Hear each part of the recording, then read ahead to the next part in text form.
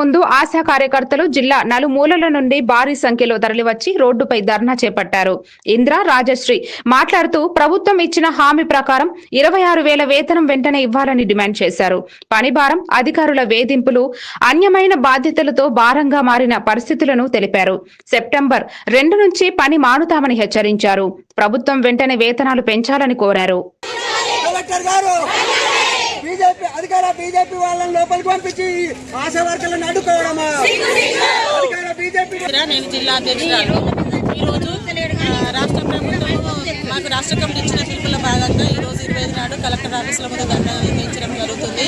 అదేవిధంగా ఏంటంటే పెండింగ్స్ ఉన్నప్పుడు 2 నెలలు అయితే మాకు వేతనాలు రాక ఎప్పుడు ప్రతిసారి వేతనాలు రావడానికి కమిషనర్ కలవడం ఉన్నది. మా యూనియన్ వాళ్ళు ఆ లెటర్ ఇస్తేనే వాళ్ళు మాకు వేతనాలు వేయడం జరుగుతుంది.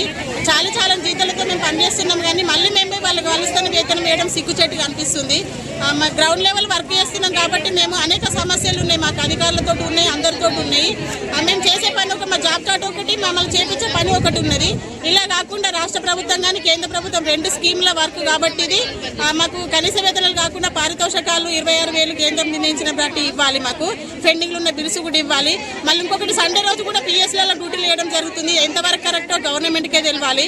సండే రోజు కూడా మీరు 9 నుంచి పొద్దున్న 9 గంటల నుంచి 4 గంటల దాకా కూడా సబ్ సెంటర్లలో డ్యూటీలు వేస్తున్నారు.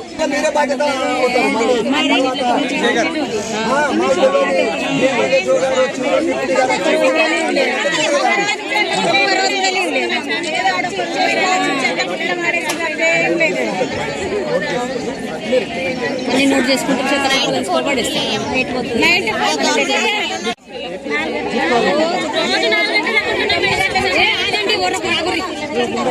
రాగురు కదా 2 నిమిషాలు.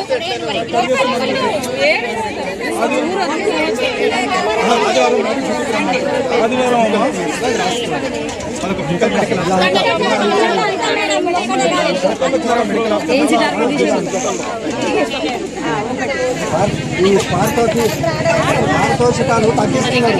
నువ్వు పని చేయలేదు, నువ్వు తప్పు పని చేసిన పారితోషికాలు ఇచ్చే